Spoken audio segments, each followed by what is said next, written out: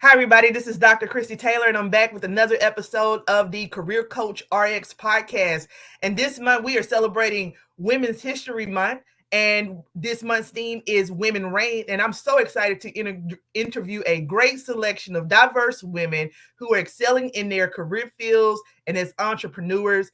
And today, I am going to be speaking to Coach Zoe Poulton. She has over 20 years of experience. She has worked in the area of human potential, supporting leadership and their teams to achieve their highest level of performance.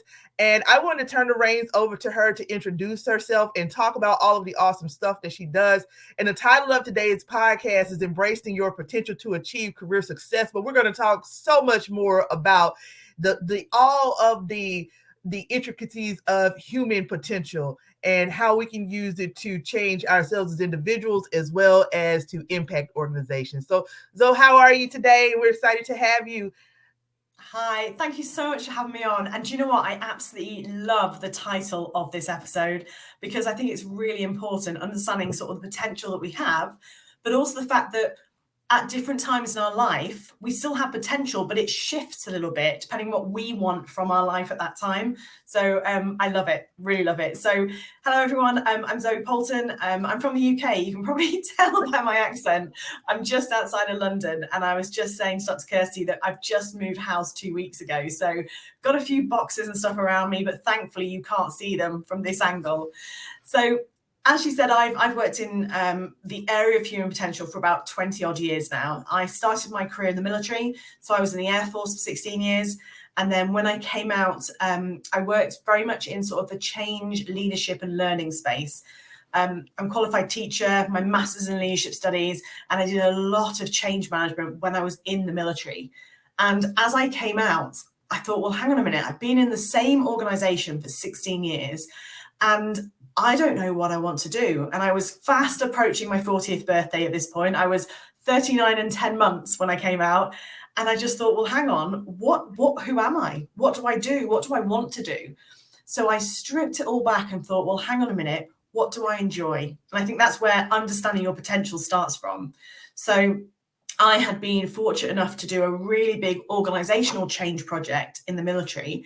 And I thought, well, I love working with people. You know, I'm a qualified coach. And I just thought I love working with people and helping them through change. So I started to look at the corporate side and the business side of it. So left the military, went into consulting, worked in London for a few years, worked for a really big consultancy, and I became a specialist in change, leadership and learning. So I'd go out to different companies and work with them on increasing productivity, but looking at how people fit into that. So how individuals at work, their motivations, their L&D, you know, what courses we can put on, how we treat them, the culture, all of that. And I loved it, absolutely loved it, until I got the itch to do something a little bit different because I wanted to do something that was mine. And so I came out of consulting, and don't get me wrong, my mum thought I was crazy. She was like, why do you want to leave a stable job? And I said, well, you know, I want something different. So I came out and I started my own business, which is called 𝗪𝗪𝗪 Consulting. And what we do is we work with change. We work with both individuals and organizations. So on the organizational side, we work with companies in upskilling their leaders to lead through change. So that can look like workshops or programs. I run my own accredited change management program, so people can come onto that program. And we just help upskill the company, which has that knock-on effect with human potential, employee engagement, motivation, how people feel at work, and really helps the companies in their productivity, their potential, and all sorts. On the individual side, I work in two areas.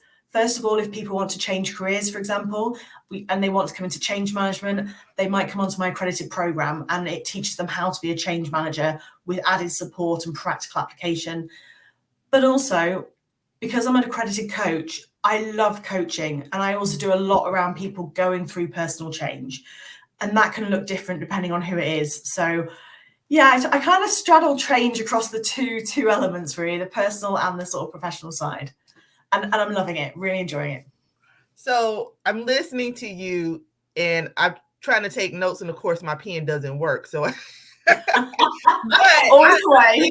Take the conversation back to something that is so awesome that I didn't realize.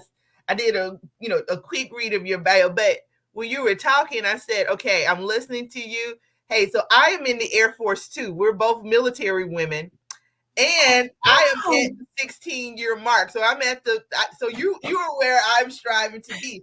So I have to ask you, we talk about women reign and leadership, and those experiences that you had in the military. Now, what would they call the Air Force in the UK or the area where because the United States? So it's just the Royal Air Force. So Air Force, we call it the Royal Air Force. Well, isn't that befitting? Women reign, and you were part of the Royal Air Force. So, what impact did that your experience in the military have on you? Because you talked about some of the that you had an opportunity to lead change management initiatives. How did that shape? How did your military experience really shape your perspective on leadership and how to support other people? Wow, so that's a really good question. So our Air Force is a little bit smaller than yours. We've got about 30,000 people in it, so it's not that big. And what we do is because we're not that large, you get responsibility really quickly. So as soon as I came out of my officer training, I straight away had a team. And I was 20, I think I was 22 or 23 when I came out of training. 23, what was your rank when you got out at 16 years? I have to ask. What was your rank? Sorry, say again. What was your rank when you got out of the military at 16 years? So I was a flight lieutenant and I'd just been promoted to squadron leader, but I didn't take it. I left instead of staying in and that is another thing. Your parents always mean well, don't they? They always mean well. And my father was in the Air Force as well. And obviously I was offered promotion and they said, well, take promotion. And I said, no, because something in me wants to do something different. And it's that whole living up to your potential, thinking, well, I've got something else I want to go and do and try and explore. So leadership in the military, I very, very quickly built up quite a resilience. I think that's probably the best way to say it, because I was put in charge of teams and had to build teams very, very fast. And I was quite young, 23 years, relatively young. And so it was building up my own resilience to... Actually, I think I'm going to say it's an emotional resilience, because I was quite, I tend to wear my heart on my sleeve. My emotions are all over my face usually. And so it was really realizing that from that young age that I was responsible for other people. And so really putting them first and having that sort of servant leadership. What do they need? Not what do I need? And I learned that really early on. Yeah. So I think that put me in good stead when I then became a consultant and started working with clients about what do you need? What can I do for you? How can I serve you? Yeah, that's the thing about coaching, right? So I'm also an officer too. So this was wow, I have to definitely share this episode amongst my Air Force colleagues, right? But that's the thing about officership in the military. It's you would think, okay, we are the leaders here, but you have soldiers that you are supporting. And it is more about what they need, because you know that you would not be successful without that team, right? And so it works the same way in the corporate environment. It really is the leaders. When you work with leaders as a coach, though, how much of that your military experience do you bring over? Because like you said, how do you get them to see, yes, your leadership is key, but how do you get them to embrace how they support their employees and their team members? Because those are the people who make it happen. I said to somebody the other day, there's not any great project, there's not any great initiative that is successful. Nobody climbs the ladder alone, right? It really is the team that you have that positions you where you're. This week, for example, I had the opportunity to start the process of the team that I support. There is about 100 staff members that I support, and we have about 45 awards and decorations that we're passing out for deployments and things that they've done. And I say that same thing to me because I'm just a reservist, but I say that same thing on the corporate side. So when you're talking to leaders and you're talking about this change management process about getting folks on board, what is your strategy, or share part of your strategy? Don't say the whole thing, because of course you could take a paid course to take it. It might take a long time as well. Right.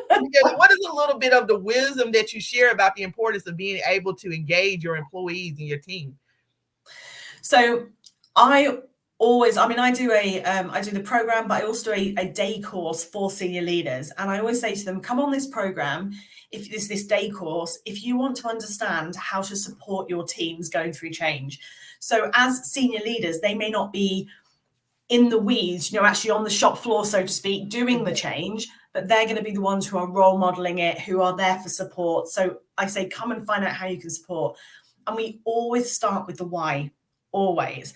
We always talk about, why is this change happening? Why is this happening? Because from the why comes everything. If you don't know the why, how do you communicate it to people? If you don't know the why and the behaviors that go with it and the values and everything that goes with it, how do you role model that for people? And even worse, and I've seen this a couple of times, when leaders don't know the why for that change coming in, it won't embed. And what happens is what I call the hamster wheel of change. The people within the company get change fatigued because a change happens and it doesn't have the right reaction or answer. So another change happens, and then another change happens.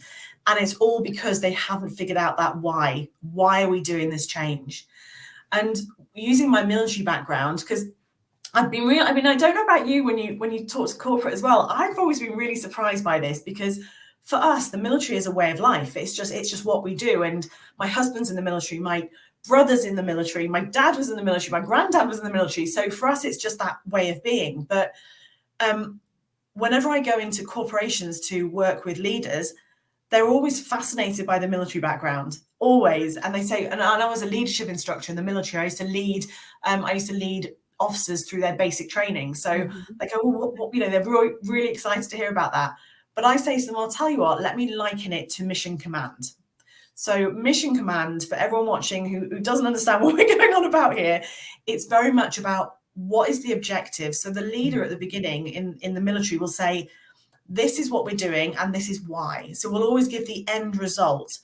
The leader will then decide how we're going to get there, but it'll always say, this is the why we're doing it and this is what we're aiming for. And to be brutally honest, it's in case in battle, if the leader dies or is taken out or has to go somewhere else, the team still knows what the why is. They still know that they may change how they get there, but they know that that's the objective. That's what they're going for. So that's what that's how I translate it. And usually people go, oh, and it sticks, because it's all about storytelling, isn't it? So that story often sticks in their mind because it's different for them. And they go, must remember the why. I think that's so important. Even just when I engage with folks, sometimes folks say, Dr. Taylor, we are not soldiers. But in essence, in a way, if you're working for an organization, you are. But I use a lot of military analogies because I'm so used to the leadership style. So when you are working with organizations and somebody says, hey, Coach Zoe, we need some support, what are some of the common challenges that you see within organizations that they might want to connect with you as a change management coach and leader to come in and support their organization? So usually it's resistance to change. So they'll contact me and say, we've put this brilliant initiative in, that's an amazing change initiative. It's got all these benefits, all this amazing stuff in 6 months' time. But we're getting loads of resistance and we're not getting stakeholder buy-in. People are just not interested. So usually they'll bring me in. And the first thing I do is I look at the why. So why are you doing the change? I look at what the benefits are. But then the second question I ask is, how have you told people about it? And the answer most of them, about 80%, 85% of the time, they say, well, we sent an email. I'm like, oh, okay. And I say, brilliant. When did you send this email? And this is a real example, by the way. This happened. When did you send? I came in 3 months after the project had started because they said, listen, we're really struggling. Can you come in? I said, yeah, of course I can. Came in and I said, brilliant, what have you done? They said, we sent an email. And I said, brilliant, great start. When did you send it? And she said, well, I sent it 3 months ago when the project started. Fine. I said, what have you sent since then? And there was tumbleweed. Everyone went quiet and said, well, we haven't, because no one's been interested. And this is the biggest thing that I help people with, understanding that as leaders, you know what's going on. You've sponsored it, you're leading it, you know exactly what's going on. But Joe blogs or Jane blogs, people working on the, in the shop floor, in the offices, at the desks, they have no idea. And that email you sent them 3 months ago might have even got lost in their spam or their junk folder. So it's the consistent role modeling and the consistent communication, which doesn't always have to be an email. So that's what I tend to help people with. And then from there, we go on with engagement plans. And there are so many interesting, creative ways you can engage people. And that's what I sort of help open their eyes to.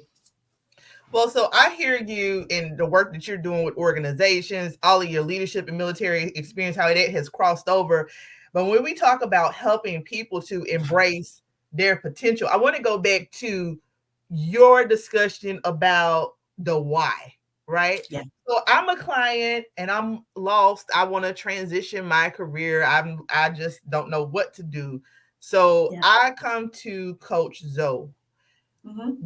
What would be the experience of working with you as an individual client? And also you can take this question and share that next question, because I kind of heard it. My next question or follow-up would be, in how does that, your one-on-one experiences with people in terms of helping them to achieve their potential and recognize their own potential, how does that relate to your own story and personal journey? And I know you kind of shared it with us a little bit in the beginning.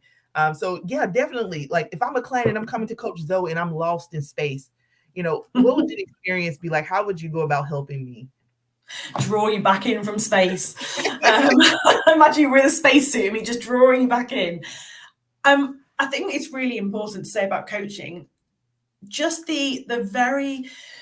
So I'm going to relate this to women quite a lot, because men as well, but I find women particularly, this happens a lot. We don't give ourselves space to breathe. We are always looking after people or putting people first or thinking, what do I need to do next? Or spinning hundreds of plates or juggling balls. And sometimes the art of getting a coach and just having that hour or 90 minutes, whatever it is, with one person saying, how can I help you? Talk to me. I find quite often when I speak to people, there's quite a lot of emotion at the beginning, because they've suddenly taken that first step to looking after themselves. So usually what we do to start with is we have a chat and I say, listen, tell me about who you are. Who are you as a person? And what happens, it's quite interesting. They first start telling me about their families and what their kids do, or what their husband or wife does, or what this. And I'm like, that's amazing. Thank you. So what about you? And I keep bringing it back to the you. What about you? Because this is your time, you. And then they start to say, oh, okay. And they start to realize what I'm asking them. And then if someone is really lost and they just say, listen, I'm at that time in my life, I want to do something different, but I just don't know what it is. Once we've kind of got back to who you are, I say to them, what do you enjoy? Because at the end of the day, life is too short, isn't it? It's so short. And I say, if money was no object, if location was no object, and if you could do something for the rest of your life, what would you want to do? For me, I'd work with animals. So I would work with dogs, love dogs. Or someone might say to me, oh, I would travel the world and work abroad. Okay. But they usually then say, but. I'm like, okay, just leave the but for a minute. What would that look like? What would it feel like? What difference would that make to your life if that's what you could do? So we talk through all that. And then I say, okay, so what are the restrictions? Because let's be in reality here. There are, jobs and families and schooling and all that kind of stuff. What are the restrictions? So we talk about that as well, because we can't ignore that.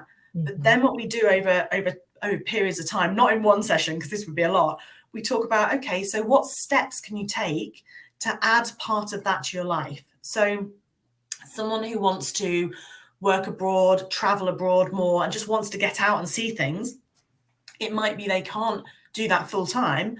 My question could be, well, what are the places you really want to go to? And they might name 2 or 3. And I'm like, okay, so can you plan short trips? What if you just go and dip your toe in the water and see, and that will give you that sort of scratch the itch that you want to travel, but then you can actually make a decision. Actually, do I love this place so much that I want to change everything else so I can go and move abroad and travel and work abroad? Or did I just want to go and see the place? So it's about understanding the bigger picture of what you want, realizing that, yes, there are some restrictions, but what sort of seeds can you plant, or what smaller things can you put in to give you some of that? So I think that's definitely where we usually start. So, you know, in this month, I've asked a common question for women. What, as a coach, as someone who goes into organizations, what challenges have you seen specifically with women in the workplace, and what has been your experiences coaching women? Because sometimes as women, we have like this whole imposter syndrome, you know, I don't know if you guys use this term in the US, but you know, we have trouble, like you get the seat at the table. We like to say the seat at the table, but I always say sometimes you get a seat at the table, but you don't feel like that you are qualified to eat. You're wondering why you're there. We use that old metaphor. But what are some of the challenges that you've seen or struggles that you've seen with women in the workplace as a coach? Because remember, this whole thing is about teaching us, this month is about teaching us how to embrace our crowns and reign, you know, as leaders. So as a coach, what are some of those challenges that you've seen before somebody even gets to you in a one-on-one, just as an observation? Usually it's around feeling that you can't speak up. And some of that will link to that imposter syndrome feeling of thinking, well, I'm not as good as the person sat next to me. So quite often it's because when people come to me one-on-one, they say, they're frustrated. And I say, why are you frustrated? What is it? And they say, well, I had this idea and nothing happened with this idea at work. But 3 months later, this person said it and it happened. And I'm like, okay, so when you had the idea, did you talk about it? And they go, no. I'm like, oh, they said I had the idea, but I didn't say anything. And that's where we delve into, because it's like, well, okay, it's that struggle to speak up, because, and this can come from so many different areas. It can come from your upbringing, because remember, we're in different generations now. And I think the generational gap between, our parents and us, but also our grandparents and us, because our grandparents may have helped bring us up as well. And it's such a different generational gap. Women didn't talk up very much. Sorry, I'll start that up again. Those that brought us up, the women that brought us up, were used to not being able to speak up. But now the generational changes, we are starting to speak up more. And I think our children, so our generation, our children will speak up a lot more. So I think there's something to do with that sort of how you've been brought up, what you see in your role models. And I think now we've got a stronger,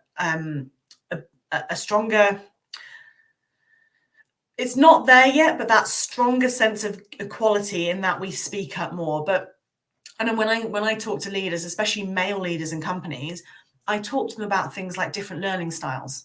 And they say, well, Jane, for example, she's always quiet, so she's not speaking up, it's her fault. And I'm like, okay, so what type of learner is Jane? What type, is she a reflector? And then I talk to them about ways they can do things like sending out meeting notes the day before, so that person can actually look at the meeting and the agenda and decide on what they want to talk about before they come into the meeting, instead of getting into the meeting and being asked a question and go, oh, I haven't got time to think. So I talk about how we learn. I talk about different motivation factors as well. And actually, as women, we might be motivated differently. So harking back to a question you asked me, which I didn't really answer, but you said, how does it relate to my journey? One of my motivators for coming out of a very secure, stable corporate role after the military was I personally wanted more flexibility in my life. Yeah. I didn't want to sit in an office in Canary Wharf in London in a suit for 8 hours a day. I wanted to sit in my pajamas in my office, in my house, do just as much work, but have that flexibility to walk my dog at 10 o'clock in the morning, or pop out for a coffee, or, that kind of flexibility. So I think what we're motivated by, especially as women, is a little bit different. I'm going to tell you that you just said something I'm going to steal from now on, because as a training manager, I'm always looking for, I don't cover the organizational development side as a training and professional development manager in my corporate job, right? But a lot of times when folks come to us, I have to be listening for what they're saying and what they're asking me, because if it is organizational development, then I will refer that to our changeman and organizational development leads, right? But you said something that I have never considered when we're talking about women speaking up or giving people a voice. I know this as a teacher, but I've never said, okay, If you come to me and you say, Zoe is not speaking up, then I'm just going to, I'll say something like, well, when you do the meeting minutes or when you do the agenda, if Zoe is leading a project, put her on there as the speaker, right? But you just said something I never considered, how you can take that person's learning style into consideration as part of giving them a voice, because I've only considered that for the classroom, making sure that all of my students are engaged. But you are so right when it comes to day-to-day, how we're engaging people in the office or how we're connecting with people. Consideration for one of those 7 types of learning styles really is beneficial because it helps you to know and understand them a little bit better. So I'll credit this tidbit of wisdom that I'll be sharing with you, because for me, it's true, isn't it? Our programs, right? We're all human beings, and that's the fascinating thing, whether it's in a classroom, as young people being taught, or whether it's in the corporate world, we're all human beings with those distinct learning styles. And I think it's so powerful to give that kind of example, and then leaders go, oh my goodness, and they have a light bulb moment and go, what else can I do? And then I talk to them about something I use called a 4-box grid, and it's just 4 boxes. And it's a template for them to use with their teams and their individuals when they're doing like objective setting or performance management. And one of the questions on it is, what is your ambition? Not what, within the company, what's your ambition generally? What do you want from life? What are your motivators?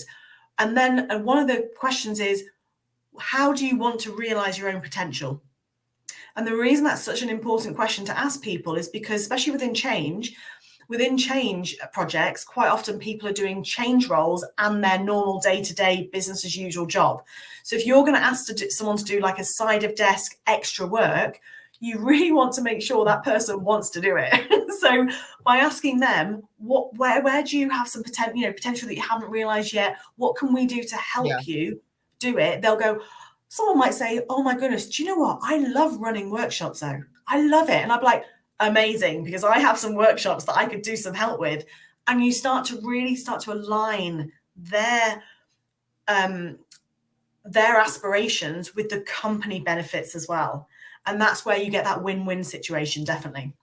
Now that's where we merge when I talk about the organizational resiliency work that I do. But I have never once, usually somebody asks me about a meeting or something like that, I go straight to the thing. So I thank you for that piece of wisdom. And when you're talking about women and us being successful, it is really what I hear you saying is as women, we have to really embrace our crowns, right? Embrace the fact that we reign, because without it's simple sometimes as speaking up and learning to advocate for yourself, because you have a seat at the table. But if you don't ask for a plate of mashed potatoes, if you don't ask for a piece of chicken, if you don't ask for the green bean, if you don't, then your plate will continue to be empty, right? You have to ask for what you want. And so speaking up is really important. And all of this, do you feel that is your approach to working with women leaders different from your approach to working with male leaders in the workplace, or is it about the same? I approach it in the same way, but very quickly it becomes different, because they struggle with different things. Now, so I always approach people as individual human beings, not dependent on gender, but they always come to me with slightly different issues.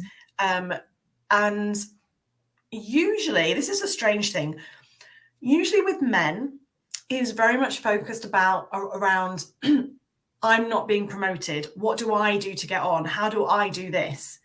With women, what I hear is, how do I do this with my team? How do I look after my team? I think my team are unhappy, but I don't know how I can help. There's a really different lens that we have. I said, because by nature, women are nurturers, right? Yeah. And that is the exact key. And this is where I say to women, we need to embrace what makes us us. Now, there was a lot of research out there about women in leadership. And generally, women tend to be more empathetic. We tend to have a bit more compassion and empathy. And quite often we're told this is a bad thing because men usually link it to emotions, and they link it to like an emotional instability. And I say, no, that is not it at all. There is no research around that. But if we are more empathetic, one of the biggest things a leader can do is build that muscle, use that empathy, because actually that's how you get people on board. That's how you get that know, like, and trust. That's how you get the buy-in. That's how you get your teams putting in the discretionary effort. So by that, I mean, not the stuff they're being paid to do, but that one step further. I actually saw this happen with a team that I was working with in the Air Force. And it was a Friday afternoon, and I was letting most of my team go early. And I said, I'll stay late in case any phone calls come in. It was like a holiday weekend. And it was about 4 o'clock in the afternoon. And there was one girl left. And I heard one of the other girls go up to her and say, are you not leaving? The boss said we could leave. And she said, I can't leave because I've got to get through this paperwork. It's going to take me about an hour. And the other girl said, oh, she took her hat off, took her coat off and said, brilliant, give me some, we'll get through it quicker together. And I'm sat in my office going, they couldn't see me, thankfully, but I was so proud of that, showing that empathetic nature to say, actually, I feel what you're going through, let me help you. So I always try and get people to lean into that side of things. I'm going to, I had to stop and take a note about the quicker together thing, because that is something that I could go on another 30 minutes with you about and how because I think that really plays a part. Like you say, it's really how we're brought up in the military. But Zoe, this has been such a great interview, and I cannot wait to share this interview with my Air Force colleagues. So I'm going to ask you to share a final piece of wisdom with us, but then also share with us how we can get in contact with you and connect with you, any upcoming events that you have that you want to promote, because we want to make sure that we embrace your crown and give you all of the kudos and honor and respect that you deserve on this great Women's History Month, and celebrate your successes too. Thank you. I think the piece of advice I heard a few years ago, and it changed my life, that I want to pass on is, I made up a word, comparisonitis. That's the word I've made up. Pretty much, don't compare yourself to other people. And I think it's so easy to do with social media. We compare our journey to where someone else is on social media. And what we forget is that they might be 6, 7, 8, 9, 10 years ahead of where we are right now. So it's learning from people who are ahead of us in the journey, but not comparing where we are now to where they are now, because it's usually a lot of stuff behind the scenes that we haven't seen. And it's trusting that we can, or if we just keep going, dedication, perseverance, and keep listening to other people and learning from people, we can get there as well.